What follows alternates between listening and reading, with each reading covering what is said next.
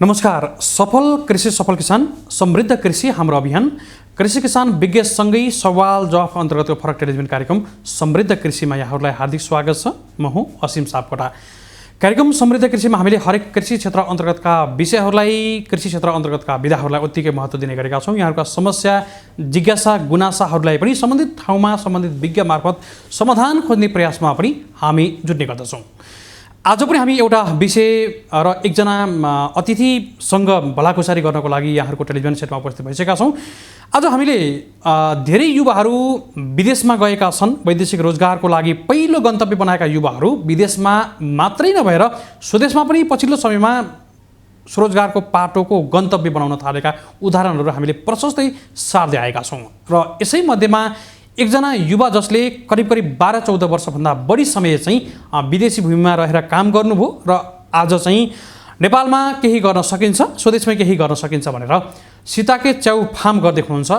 काठमाडौँको उत्तरी क्षेत्र जुन तारकेश्वर नगरपालिका क्षेत्रभित्र चाहिँ मजाले सीताके च्याउ फार्म गर्दै हुनुहुन्छ। हामी उहाँसँग गरेको कुराकानीलाई आजको श्रृङ्खलामा राख्ने प्रयास गरेका छौँ। आज हामीसँग दामोदर जमकटेर हुनुहुन्छ। उहाँले च्याउ फार्म गर्दै हुनुहुन्छ विगत 3 वर्षदेखि। लामो समय वैदेशिक भूमिमा रोजगारीको लागि रहनुभयो र अहिले चाहिँ स्वदेशमै केही गर्न सकिन्छ भन्ने सन्देश दिनको लागि पनि उहाँले च्याउ फार्म गर्दै हुनुहुन्छ। उहाँले कसरी गर्दै हुनुहुन्छ, राज्यबाट युवा क्षेत्रलाई अथवा युवालाई आकर्षित गर्ने खालका कार्यक्रमहरू आए पनि युवालाई समेट्न सकिएका छैनन् भन्ने कुराहरू युवाहरूबाट गुनासो त आएको छ। उहाँलाई सपोर्ट भएको छ कि छैन, अन्य कुराहरू यहाँभित्र रहेका समस्या चुनौती र सम्भावनालाई पनि नजिकबाट हेर्ने प्रयास स्वरूप आज हामीले सीताके च्याउमा रम्दै गरेका दामोदर जमकटेलसँग हामी संवाद गर्दैछौँ। हामी ढिला नगरी उहाँलाई स्वागत गर्छौँ।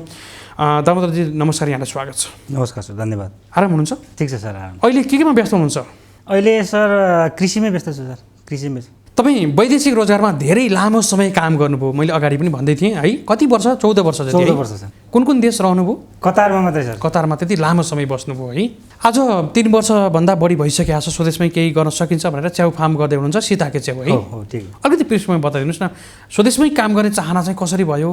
कतिपय अवस्थामा चाहिँ विदेशमा काम गर्नेहरूलाई स्वदेशमा आँखै नजाने अवस्था पनि छ कतिपय युवाहरूमा। तपाईलाई चाहिँ कसरी चाहना भयो? यस्तो सर, अब तपाईँको यो विदेश जाने पहिला एकचोटि विदेश जाने लडै चल्यो। अलि बढी थियो त्यो बेला। अलि बढी थियो अनि त्यो लयमा पनि मान्छेहरू धेरैजना हुन त आज पनि छ, घट्या त छैन यो क्रम। यद्यपि विदेशमा दुःख पाएर अथवा विदेशबाट फर्केर स्वदेशमै गर्नेहरूको क्रम पनि बढेको चाहिँ हामी पाउँछौँ। हो, म पनि त्यही लयमा तपाईँको कतार गएँ 2005 मा र 14 वर्ष म चाहिँ एयरलाइनमा काम गर्थेँ कतार एयरवेजमा। अनि त्यहाँ काम गरेर 14 वर्ष काम गरेपछि चाहिँ म अब हाम्रो नेपालमै गएर केही चाहिँ गर्नुपर्छ, आफूले जानेको सिप आफ्नै देशमा खर्च गर्नुपर्छ भन्ने चाहिँ उद्देश्यले। बिचमा आउने जाने त गर्नुहुन्थ्यो? आउने जाने गरिदिन्छ सर, आउने जाने वर्ष 1.5 वर्ष 2 वर्षमा गरिराख्नुहुन्थ्यो। 6 महिनामा आउँथ्यो सर, किनभने अब एयरलाइनमा काम गरेर एयरलाइनले तपाईँको टिकट दिन्थ्यो वार्षिक फ्रीमा, अरू 50% त्यसरी दिन्थ्यो, आउने जाने भइरहेको थियो। अनि अन्तिम वर्ष भनौँ न, अब चाहिँ विदेश जान्न, कामै गर्नको लागि विदेश जान्न भन्ने खालको सोच आयो है तपाईँलाई? हो, अलिकति उमेर पनि ढल्किँदै गयो बिस्तारै। हो, पैसाको लागि हो भने चाहिँ विदेशै ठिक थियो, तर विदेश भन्ने बित्तिकै आफू नेपाली भइसकेपछि आफ्नै देशमा आएर केही गर्नुपर्छ भन्ने चाहिँ जाग्यो। र मेरो कृषि पेसामै लाग्छु भन्ने जाग्नु चाहिँ मेरो बुवा पनि कृषिमै हुनुहुन्छ। उहाँ कृषिमा चाहिँ उहाँको बिउ बिजनको ठुलो तपाईँको योगदान छ र उहाँकै हौसलाले पनि मलाई आएर चाहिँ यसमा चाहिँ लाग्नलाई चाहिँ प्रेरित गरे के चाहिँ हुँदैन र भनेर चाहिँ कृषिमै लाग्नुभयो? कृषिमै लागिन्छ, कृषिमै। यस अन्तर्गत अरू पनि पाटा थिए, सीताके च्याउ रोज्नु भएको छ भने त च्याउ अरू पनि गर्नुहुन्छ होला, कन्ने गोब्रे लगायतका च्याउहरू पनि छन् अथवा अरू पनि केही बालीहरू गर्नुहुन्छ होला। यद्यपि अहिले सीताके च्याउ नै गरिराख्नु भएको छ यहाँले है? सीताके पनि गरिरहेको छ। सीताके च्याउ गर्नुको चाहिँ तपाईँको यसको फाइदाहरू धेरै छन् र यसबाट चाहिँ तपाईँको हरेक कुराहरू राम्रो, एकदम हाइजेनिक खेती गर्नुको लागि एकदम हाइजेनिक खेती हो यो। र तपाईँले यसमा टाइम पनि धेरै दिनु पर्दैन। अलिकति तपाईँले दिनको 1-2 घन्टा टाइम दिनुभयो भने यसलाई राम्रोसँग यो आउँछ। र यसलाई चाहिँ मेन ध्यान दिनुपर्ने कुरा चाहिँ यसको तापक्रम हो, टेम्परेचर मिलाउन सक्नु भयो भने चाहिँ यो तपाईँले 12 महिना यसको उत्पादन लिन सकिन्छ। अहिले त्यो अवस्था छैन है, जस्तो हाइटेक प्रविधिभित्र सीताके च्याउ अलि ठुलो लगानी पनि हुन्छ है सायद है? हो सर, अब सीताके भन्ने बित्तिकै जापानमा तपाईँको यो प्राकृतिक रूपमा पहिला गरिन्थ्यो। यो प्राकृतिक रूपमा गर्दाखेरि चाहिँ तपाईँको सीताके च्याउ फल्ने समय भनेको चाहिँ तपाईँको 2 वर्ष हो सर। एउटा उत्पादन लिनलाई हामीले 2 वर्षसम्म कुर्नुपर्ने हुन्छ। अहिले चाहिँ हाम्रो तपाईँको जापानी नै टेक्नोलोजीमा चाहिँ हामीले यहाँ नेपालमा सुरु गर्न तपाईँको लागेका छौँ। तर त्यो टेक्नोलोजी सुरु गर्नलाई चाहिँ तपाईँको ग्रिन हाउस बनाउन एकदम जरुरी हुन्छ। अब हामी जस्तो साना किसानहरूलाई त्यो एकदम हाइटेक ग्रिन हाउस बनाउनको लागि अलिकति खर्चिलो छ। अब अलिकति खर्चिलोको भएको कारणले गर्दाखेरि अलि असम्भव जस्तो देखिएको छ। तर तपाईँले 12 महिना तपाईँले उत्पादन चाहिँ लिनुहुन्छ भने चाहिँ तपाईँको ग्रिन हाउस त्यो हाइटेकमा नगइकन सुकै छैन र प्राकृतिक रूपमा तपाईँले गर्छु भन्न खोज्नुहुन्छ भने चाहिँ तपाईँको यो जाडो मौसममा त्यही 4 देखि 6 महिना मात्रै तपाईँले 4-5 महिना उत्पादन हुन्छ। यद्यपि अब लगानीको हिसाबले जस्तो लगानी बढी भइसके पछाडि प्रतिफल पनि उत्पादन पनि उत्पादकत्व पनि वृद्धि हुने अवस्था त रहन्छ है लगानी बढी भएपछि? रहन्छ किनभने तपाईँको उत्पादन यस्तो हाइटेकमा जाने बित्तिकै तपाईँको मेन अघि नै मैले भनिसकेँ तपाईँको टेम्परेचर, ह्युमिडिटी, फग अनि यो हुस्सु हरेक कुराहरूमा हामीले चाहिँ तपाईँको ध्यान दिनुपर्छ। म्युजिक यो सिताके भनेको कस्तो भने तपाईँको यसलाई चाहिँ प्राकृतिक वातावरण चाहिन्छ यसलाई, जस्तै पानी सर र चराको आवाज झिङझिङ झिङझिङ झिङ भएको त्यस्तोमा यो फल्छ। त्यो नेचुरल कुरा चाहिन्छ, नेचुरल कुराहरू चाहिन्छ। हजुर। भनेपछि अब अहिले चाहिँ हाइटेकमा हुनुहुन्न तपाईँ, हाइटेक प्रविधि जडान गरेर अथवा हाइटेक युक्त फार्ममा चाहिँ अब खेती गर्ने तयारीमा हुनुहुन्छ या पहिलादेखि नै हाइटेकको रूपमा अगाडि बढ्नु भएको थियो? हो, म पहिलेदेखि नै हाइटेकको रूपमा अगाडि तपाईँको बढिरहेको थिएँ। तर अलिकति यो लगानीको कुराले चाहिँ म अलिकति पछि हटेको हो र म पछि हट्नुको कारण चाहिँ अब अनुभव पनि हुन्छ सिताके। पहिला यत्तिकै हाम्रो नेपालमा हुने वातावरणमा चाहिँ के कसरी हुन्छ त यसको पनि अनुभव लिउँ भनेर पनि म चाहिँ अनुभवको लागि पनि कुरिरहेको हो। र तपाईँको यो अनुभवले मलाई चाहिँ के बतायो भने तपाईँको हाइटेकमा चाहिँ जानु भएन भने चाहिँ सिताकेबाट तपाईँले किसानले जोसुकै पनि किसानले चाहिँ त्यति लाभ लिन फाइदा लिन चाहिँ अलिकति गाह्रै छ सर। जस्तो व्यावसायिक रूपमा गर्नेहरूले विभिन्न लगानीको कुरा सुरुवातमा जस्तो यति प्रतिफल हुने रहेछ, यति आम्दानी हुने रहेछ, यति उत्पादन हुने रहेछ भन्ने यो एउटा खाका त तयारी गर्ने अवस्था पनि भयो। अहिले पछिल्लो समयमा त अलिकति घरमै गर्नको लागि सानो कोठामा अथवा थोरै 8-10 मुढा राखेर पनि सिताके चाहिँ उत्पादन गरेका विभिन्न उदाहरणहरू पनि छन्। यो घरमा खानको लागि गर्ने छुट्टै भयो एउटा प्रयोगको रूपमा अथवा हुन्छ कि हुँदैन उत्पादन एउटा विचार गर्नको लागि उत्पादन गर्ने पाटो चाहिँ फरक भयो। यद्यपि व्यावसायिक रूपमा गर्दा चाहिँ हामीले आम्दानीमुखी हुनैपर्छ भन्ने खालको यहाँको निष्कर्ष रह्यो है? हो सर, आम्दानीमूलक हुनैपर्छ। व्यावसायिक अब विदेशबाट कमाएको लागि अब यो चाहिँ विदेशबाट कमाएको लागि पैसा नेपालमा ल्याएर खनाइसकेपछि तपाईँ उत्पादनमूलक भएन भने त कामै छैन, हो नि सर? हामीले अलिकति उताबाट कमाएर यहीँ ल्याएको नै यता बसेर केही गर्छु भन्ने हिसाबले हो। सरकारले युवा जनशक्तिलाई स्वदेशमै लगाउनुपर्छ, स्वदेशमै आकर्षण गर्नुपर्छ भनेर विभिन्न खालका कार्यक्रमहरू ल्याइरहेको छ। अझै यो कोभिडमा पनि विदेशबाट फर्किने अथवा विदेशमा होस् या स्वदेशमा चाहिँ रोजगार गुमेकाहरूलाई विशेष कृषिमा उद्यमशीलता बनाउने खालका कार्यक्रमहरू धेरै आए। तर भने जस्तो युवालाई समेट्न सकिएनन् भन्ने कुरा पनि आउँछ। यहाँले चाहिँ सरकारी क्षेत्रबाट भएका केही कार्यक्रमहरूमा सरिक हुन पाउनु भएको छ अथवा सरकारका अनुदानहरूमा सरिक हुन पाउनु भएको छ कि छैन? अथवा चाहिँ कृषि कर्जा बिमाको पहुँचमा कतिको हुनुहुन्छ तपाईँ चाहिँ? अब सर यो सरकारी कार्यक्रम कृषि क्षेत्रमा सरकारी कार्यक्रम सुन्दा टिभी सुन्दा यो आएको छ सुन्दा त ओहो आएछ जस्तो चाहिँ महसुस भएको छ। तर जुन प्रत्यक्ष किसानहरूले चाहिँ लाभ यसमा पाउन सकेका छैन। तपाईँले पाउनु भएको छ कि नै? मैले पाएको छैन। मैले त आफ्नै किसानले जे गर्न जे सकिन्छ मैले आफ्नै बलबुताले अहिले गरिरहेको छु। सरकारबाट 1 रुपियाँ पनि मैले अनुदान पाएको छैन र मलाई अनुदानको जरुरी पनि छैन। किसान जसले केही गर्छु भनेर खोज्छ त्यसले अनुदान खोज्दैन सर, सहजीकरण खोज्छ क्या। सरकारबाट हामीलाई अनुदान चाहिएन कि हामीलाई सहजीकरण दिनु पर्यो। केही लगानी गरेर त हामीले आफ्नै पैसाले अनुदानबाट गर्छु भनेर त कोही पनि विदेश गएको मान्छे यता छोडेर आएको हुँदैन। अलिअलि पैसा त यो पैसा लगेर चाहिँ म नेपालमा गर्छु भनेर आएको हुन्छ, पैसा लिएरै आएको हुन्छ, हो नि सर? त्यो लिएर आएर हामीले व्यवसाय सुरु गरिसकेपछि तपाईँको हामीलाई सहजीकरण हुनु पऱ्यो क्या। जस्तै सिताकेमा हामीलाई अहिले समस्या भनेको तपाईँको कटुसको रुखको छ, मुढाको छ। सिताके भनेको तपाईँको कटुसमा मात्रै फल्छ, फल्न अरूमा पनि फल्छ तर त्यसको न्युट्रिसनल तपाईँको भ्यालु चाहिँ कम हुन्छ, कटुसमा एकदम बढी हुन्छ। त्यो भएको कारणले गर्दा चाहिँ अब जङ्गलतिर हाम्रो वरिपरि हामीले के देख्छौँ, चिलाउने यो काम नलाग्ने रुखहरू के, काठ पनि काम नलाग्ने के पनि काम नलाग्ने रुखहरू रोप्छौँ। यिनीहरूलाई हामीले काटेर मासेर चाहिँ हामीले कटुसको रुख रोप्नु पऱ्यो क्या सर। सरकारले हामीलाई सहजीकरण गरिदिनु पऱ्यो।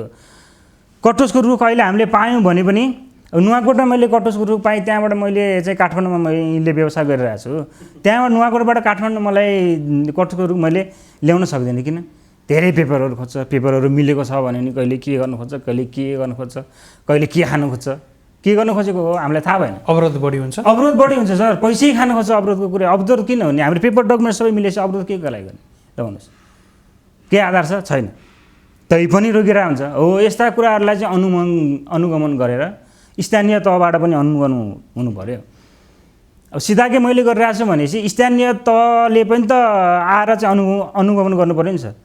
स्थानीय तहको पनि अनर हो नि त एउटा, किनभने कृषि पम्प खोलेर केही गर्नलाई उहाँ सहयोग गर्नुभएको छ भने चाहिँ अनुगमन आएर गरिदिनु पऱ्यो क्या। कृषि खेती चाहिँ यसले कसरी गरिरहेछ, यसलाई सहयोग चाहिएको छ कि छैन, यसको उत्पादन कति भइरहेछ, यसले बेच्न सकेको छ कि छैन। अहिले तारकेश्वर नगरपालिका भनेको काठमाडौँको उत्तरी क्षेत्र, तपाईँ बजारको पहुँचमा हुनुहुन्छ, अन्त सायद नगरपालिका पनि नजिकै छ यहाँको कार्यालय नजिक। पहुँचलाई अलिकति यो काम गरिरहेको छु भनेर अपडेट पनि यहाँको भएन कि, अथवा चाहिँ उहाँहरूले खोजी नै गर्नु भएन? अपडेट त मैले गरिरहेको छु सर। मैले नुवाकोटमा मैले अहिले रुख किनेर ल्याएको छु, मैले नुवाकोटमा रुख किनेर ल्याउँदैछु भनेर मैले वडामा पनि मैले इन्फर्म गरेको छु। मैले हरेक जे पनि मेरो फर्मबाट मैले काम गर्छु, मैले नगरपालिकालाई अपडेट गरेर हुन्छ। तर नगरपालिकाले के गर्छ, मैले के गरिरहेको छु भनेर हेर्नै आउँदैन। त आउनु पऱ्यो नि सर, मेरो उत्पादन किन्दैन पऱ्यो उसले, बजार भएन भने भए पनि त एउटा ओनरसिप लिएर त्यो नगरपालिकामा चाहिँ कतिवटा फर्म छ तिनीहरूले के उत्पादन गरिरहेछन्, तिनीहरूको उत्पादन सबै कलेक्सन गर्ने एउटा हब बनाउने, अनि त्यहाँबाट डिस्ट्रिब्युट गर्ने हो नि त। नगरपालिकाले गर्न सक्दैन भने अथोरिटी हामीलाई दियोस्, हामी गरेर देखाउन सक्नु नि सर। सिम्पल थिङ, केही पनि छैन, त्यसलाई ठुलो कुरै छैन। गर्नको लागि इच्छा शक्ति हुनुपर्छ सर, जे पनि गर्न सकिँदैन। अब भनेपछि युवाहरू चाहिँ स्वदेशमा काम गर्ने चाहना चाहिँ प्रशस्तै राखेका छन्, स्वदेशमै काम गर्न पाए हुन्थ्यो, आफ्नै परिवारसँग, आफ्नै देशमा, आफ्नै गाउँठाउँमा। यद्यपि माहौल चाहिँ छैन यहाँ भन्न खोज्नुभयो यहाँले? माहौल छैन सर, माहौल त छँदै छैन। अहिले सरकारले के स्वरोजगार गर्छु, यो गर्छु, त्यो गर्छु भनेर चाहिँ विदेशबाट युवाहरू आऊ हामी रोजगार दिन्छौँ भनेको छ नि, खै कहाँ के गरेको छ भन्नुहोस् त। वैदेशिक रोजगारबाट फर्केका युवाहरूलाई ऋण दिन्छु भनेको थियो, त्यो ऋण लिनको लागि म पनि कुदेँ, 7-8वटा ब्याङ्कमा कुदेँ। उसले के भन्छ, सर तपाईँ विदेशमा जुन फिल्डमा काम गर्दै हुनुहुन्छ त्यही फिल्डको मात्रै तपाईँले लोन पाउनुहुन्छ भन्छ। त्यही फिल्डमा काम गरेको मान्छेलाई पनि सहज वातावरण छैन। जस्तै म उदाहरणको लागि, म कृषिको छोरा हो नि, किसानको छोरा हो नि, म कृषिमै लाग्न चाहन्छु, तर विदेशमा म कतार एजेन्टमा काम गर्थेँ। फरक थियो तपाईँको? मेरो डिफ्रेन्ट फरक थियो। अब म नेपाल आएपछि मलाई एनलाइनमा कुनै कामै गर्नु छैन, मलाई कृषिमै अनलाइन हुन्छ, मेरो देशलाई अगाडि बढाउँछ, उत्पादन बढाउँछ। मैले भनेपछि प्रयास चाहिँ गर्नुभयो भने जस्तो रिजल्ट पाउनु भयो भने रेस्पोन्स कहीँबाट नै पाउनु भयो? मेरो बलबुताले मैले जतिसम्म गरेको छु म त्यसको लागि सन्तुष्ट छु होइन। मेरो परिवार मैले पाल्न सक्छु, मलाई अलिअलि खर्च मैले निकाल्न सक्छु, त्यति मात्रै भएर भएन सर। हामीले कम्युनिटी गर्नु छ, व्यवसायीकरण हुनु पर्यो, व्यवसायीकरण हुनु पऱ्यो। मेरो फर्मको उत्पादनले तारकेश्वर नगरपालिकालाई नै धान्ने मेरो चाहिँ उद्देश्य हो क्या सर। हामी भर नपरौँ न, गुडबाट चाहियो भने किन अरूबाट अन्तबाट हामीले ल्याउने, हाम्रो आफ्नै नगरपालिकाको उत्पादन गरौँ। तारकेश्वर नगरपालिकामा जति पनि फर्म दर्ता भएका छन् तिनीहरू फर्मले के उत्पादन गर्छन् भनेर चाहिँ स्थानीय तहले ओनरसिप लिनु पऱ्यो क्या सर। लिएर अनि किसानले बेच्न समस्या छ भने उनले त्यो प्रोडक्टहरू आफैले लेखिदिएर अनिखेरि चाहिँ कहाँ पठाउनुपर्छ, पठाउन सकिन्छ नि सकिँदैन सर। जस्तो त्यो अनुभव यहाँले सार्दै हुनुहुन्छ, जस्तो युवाहरूमा मजाले काम गर्न सकिन्छ भन्ने खालको एउटा उदाहरण तपाईँले पनि दिनुभएको छ। यद्यपि प्रशासनिक काममा अन्य झन्झटिला कामले गर्दा वितृष्णा पनि बढेको देखिन्छ है? प्रशासनिक कामले त सर वितृष्णा भनेकै हामीमा त्यही हो।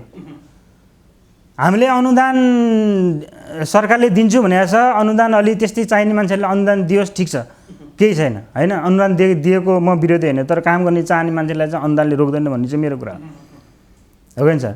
अब जो इच्छुक हुनुहुन्छ, जसको अलिकति कमाइ अलिक कम छ, जसले चाहिँ लगानी गर्न सक्नुहुन्न, उहाँहरूलाई सरकारले अनुदान दियोस्। अवस्था हेरेर लगानी, अवस्था हेरेर अनुदान दिने। यहाँ हामीले कस्तो देखिरहेको छौँ भने मान्छे करोडपति छ, पेपर वर्क बनाएको छ, पेपरको आधारमा उसलाई अनुदान दिएको, उसलाई हेर्दा पनि अब देखिन्छ कहाँ हुनु, उसको फर्मै छैन, उसले अनुदान पाएको छ। पेपरमा मात्रै बनाएर हुँदैन सर, पहुँचको आधारमा हुने हो र देश विकास चाहिँ त्यो पहुँचको आधारमा। एउटा यहाँले यो भन्दै गर्दा ठुलाले अनुदान चाहिँ दुरुपयोग पनि गरे भन्न खोज्नुभयो यहाँले? दुरुपयोग त धेरै भएको छ, कहाँ सदुपयोग भएको छ अनुदानको भन्नुहोस् त? 1-2 ठाउँमा होला, कहीँ पनि सदुपयोग भएको छैन अनुदानको। सब खानियो अनुगमन गरेर त्यो अनुदान दिएको ठाउँमा अनुगमन सरकारले गरेर त्यो अनुदान दिएको ठाउँबाट कति प्रतिफल आएको छ भन्ने कुरो क्यालकुलेसन गरेको छ त सर यहाँले यथार्थ सार्दै हुनुहुन्छ अलिकति आक्रोशित पनि हुनुभएको छ अब अलिकति सम्भाव्यताको कुरा गर्न चाहन्छु मैले पछाडि हामीले अलिकति समस्या चुनौतीको कुरा र यथार्थ कुरालाई निष्कर्षमा चाहिँ समाधान के हुनसक्छ हामी यो खोजौँला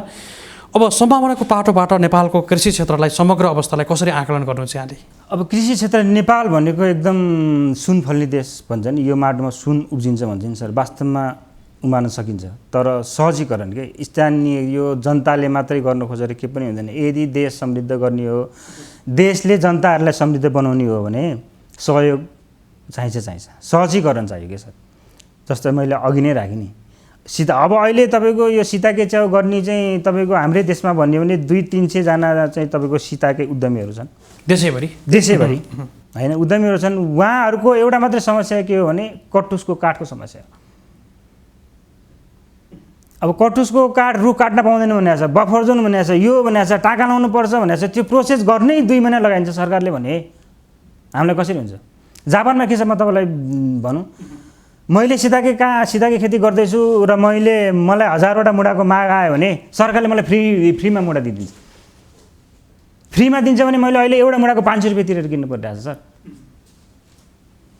भने अनि किसान कसरी अगाडि बढ्छ मलाई भन्नु बाहिरबाट कमाएको ल्याएको पैसा जति इन्भेस्ट गर्दैमा सकिन्छ प्रतिफल आयो भने त अगाडि बढ्यो घाटामा गयो भने त त्यो सक्यो त उसले भनेपछि सरकारले युवाहरूलाई अभिभावकत्व गर्न सकेन त्यो गरेकै छैन अब गरेको होला 1-2 ठाउँमा त्यो गर्यो होला भेटेला अपवादको रूपमा भेटेला छुट्टै कुरा हो तर जति पनि किसान अगाडि बढेका छन् उनीहरू आफ्नै बलबुताले अगाडि बढेका छन् 1-2वटा होला अपवादको रूपमा छ म छैन पनि भन्दिनँ है तर जति पनि हुनुपर्ने हो छैन सर यद्यपि समस्याको बावजुद पनि सङ्घर्ष गरिराख्नु भएको छ हामी अब सरकारले केही नगरोस् अब हाम्रो यो हामी युवाहरूको नै अहिले एउटा युनिटी बनाएर हामी अगाडि बढ्दैछौँ सर होइन सरकारको हामी आशमा अब हामी लाग्दैन कि हामी आफैले गर्ने चाहिन्छ भने बरु उल्टो सहयोग सरकारलाई गरिदिने हो सरकारले त गरिराख्नु भएको छ ट्याक्स तिरिरहनु भएको छ अझै बढी संस्थागत ट्याक्स पनि तिरिराख्नु भएको छ अहिले घाटामा घाँस गएर अलिकति फाइदै होस् देशलाई भनेर हामी देशको लागि चाहिँ गर्न खोज्छौँ तर देशले हामीलाई गर्नु पऱ्यो कि सर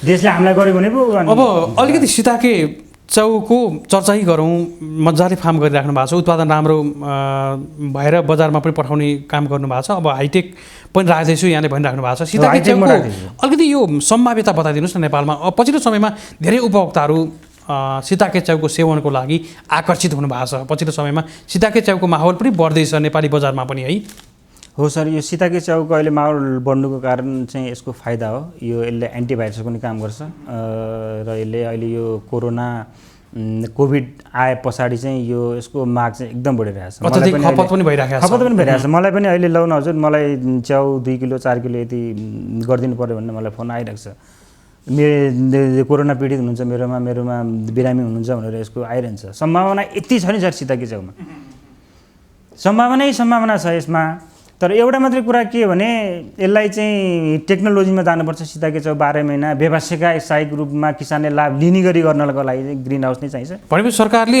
टेक्नोलोजी प्रविधिमा चाहिँ प्रविधि भित्राउनु पर्यो 80% भन्दा बढी लगानी गरोस् भन्ने यहाँहरूको चाहना रह्यो है 100% त सम्भव पनि हुँदैन केही कुरा हुन्छ 80% भन्दा नि चाहिएन के सर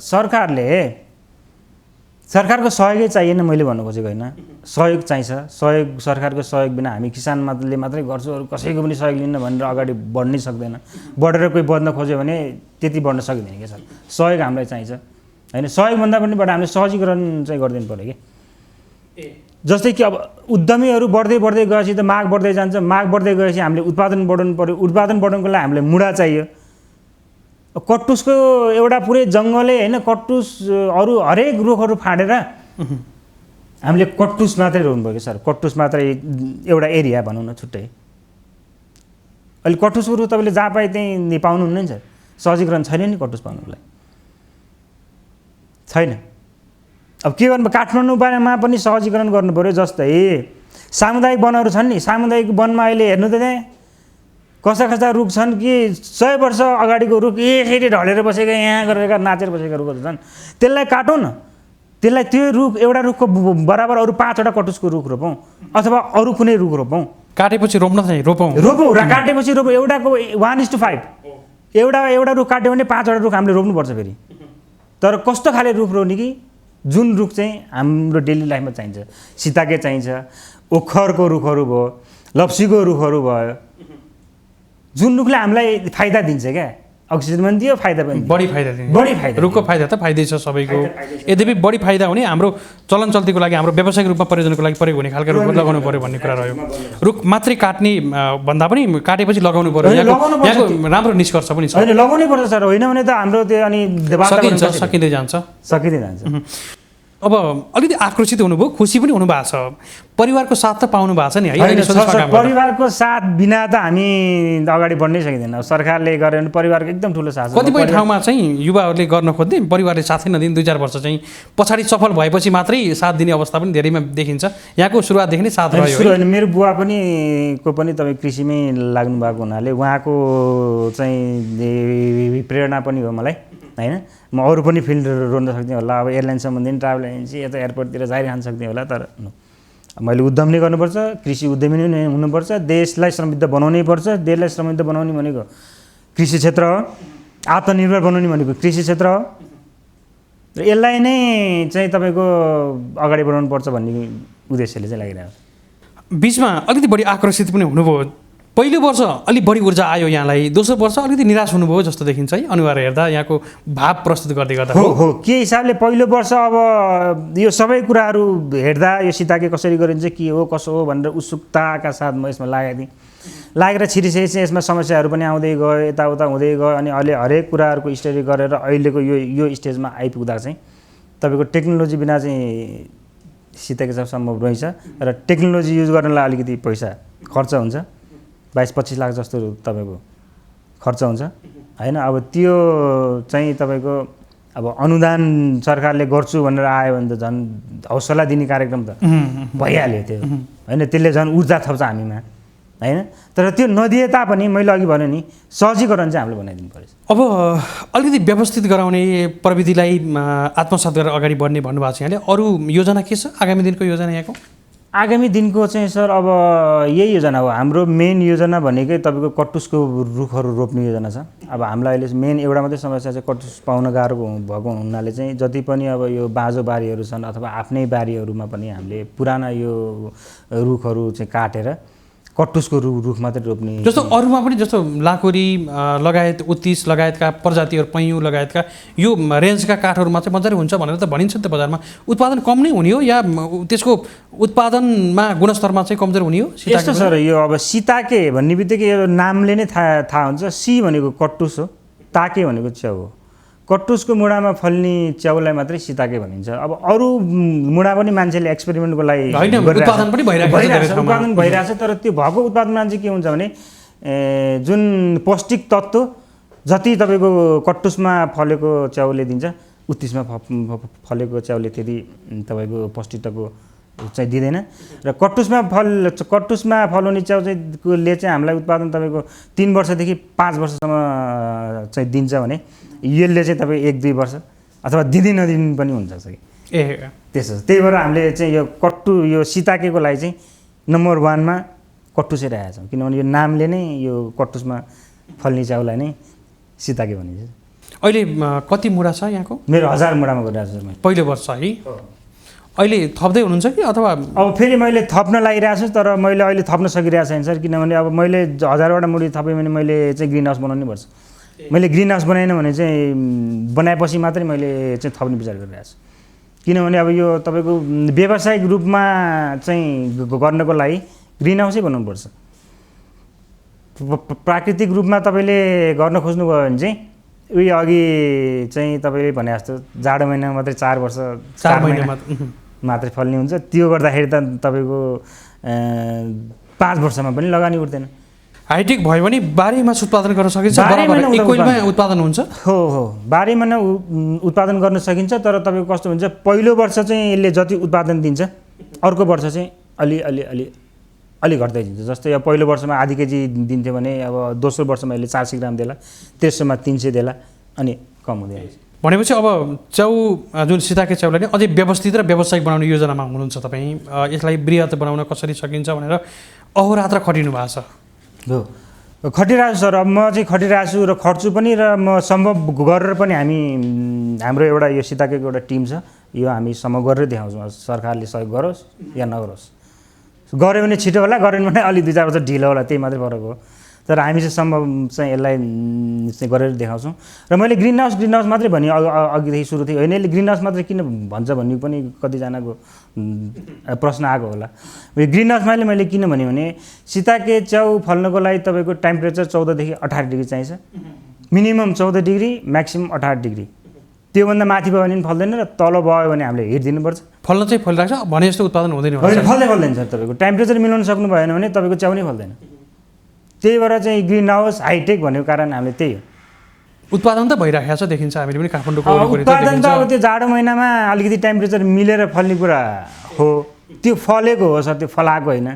तर ग्रिन हाउसभित्र चाहिँ हामीले फलाइन्छ क्या, त्यो फल्ने होइन कि फलाउने हो। जस्तै एक्जाम्पलको लागि भकारीमा धान हुन्छ नि, तपाईँको भकारीमा भएको धानलाई त हामीले जति बेला चाहिन्छ त्यति बेला निकालेर चामल कुटेर ल्याएर खाने हो नि। यो सीताके पनि त्यस्तै हो, चाहिएको बेलामा यसको सर्टेन एउटा तपाईँको प्रोसिडियर छ, त्यो फलो गर्नुपर्छ। अनि त्यो फलेपछि सेम भकारी जस्तै हो, चाहिएको बेलामा झिक्ने, डुबाउने, निकालेर राख्ने, फलाउने, दिने।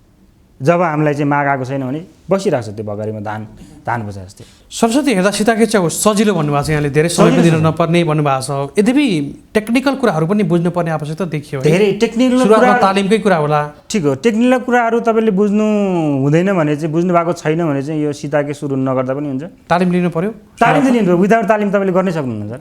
सीताके तपाईँको जापानिज टेक्नोलोजी अनुसार हामीले अहिले गरिरहेछौँ।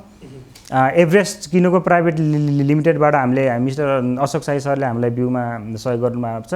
बिउ उहाँ आफै बनाउनुहुन्छ, तालिम पनि हामीले उहाँबाट लिएको होइन।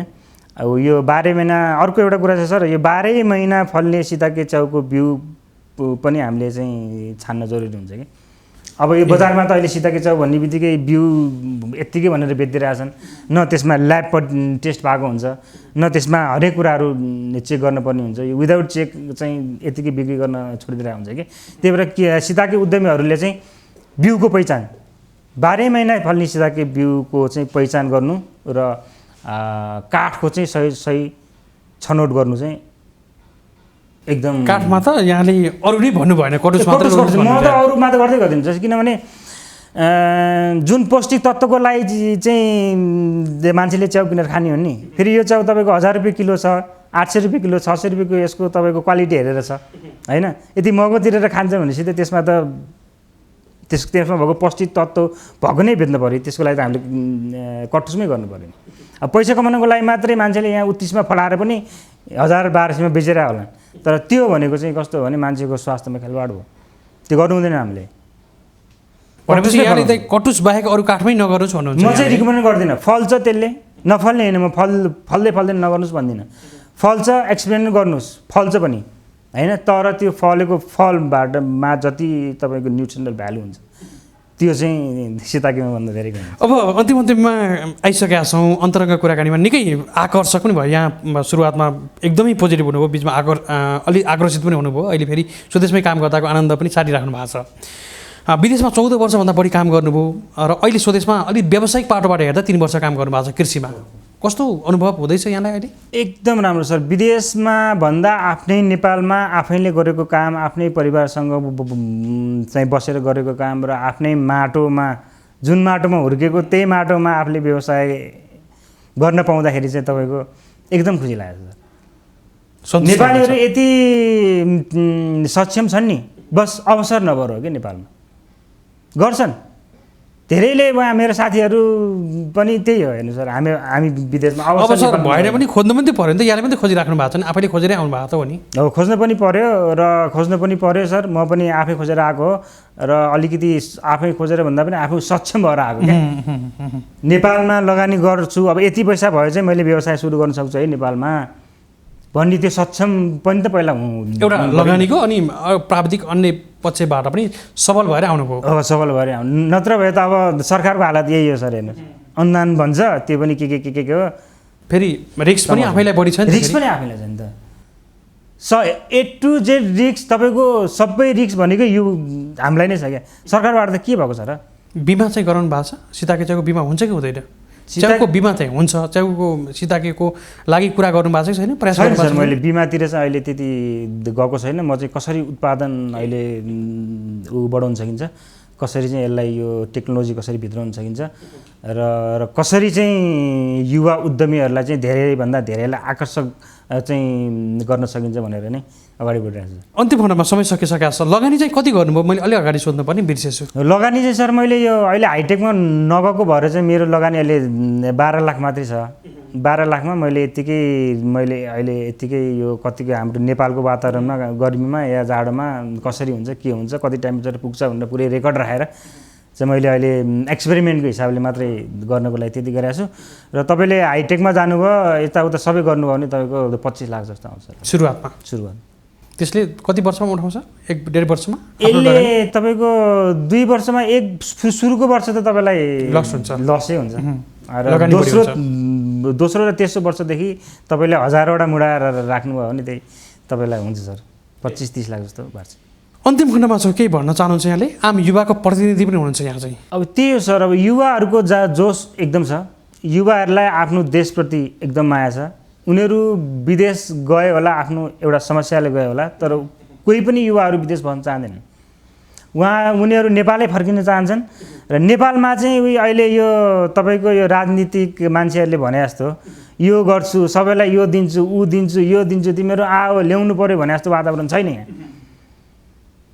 म पनि विदेशबाट फर्केको युवाहरूलाई लोन दिन्छ भनेर मैले अघि नै सुरुमै राखेँ। फर्केर ब्याङ्कहरू धाएर हैरान भएर निराश भएर यसले नेपाल सरकारले के पनि गर्दैन भनेर निराश भएर आफै जे जति बलजुफले गर्न सक्नुभयो त्यसैले गर्नु, त्यसमा नै युवाहरूको साथ लिएर नै अगाडि बढिरहेको छ। हुन्छ, विशेष कुराकानी आफ्नो अनुभव सारिदिनु भयो, जस्ताको तस्तै। यहाँप्रति हामी कृतज्ञ छौँ, यहाँलाई कृतज्ञ पनि गर्दै बिदा गर्न चाहन्छौँ। नमस्कार। नमस्कार सर, धन्यवाद सर, मलाई पनि मेरो 2 शब्द राख्न दिनुभयो। हजुर, हामीले युवाका प्रतिनिधि जसले विदेशमा लामो समय काम गर्नुभयो र स्वदेशमा केही गर्न सकिन्छ भनेर व्यावसायिक सिताके च्याउ खेती गर्दै हुनुहुन्छ दामोदर जमकटेले, उहाँको अनुभवलाई जस्ताको तस्तै साट्ने प्रयास गरेका थियौँ। आजको श्रृङ्खलाको समय यति नै।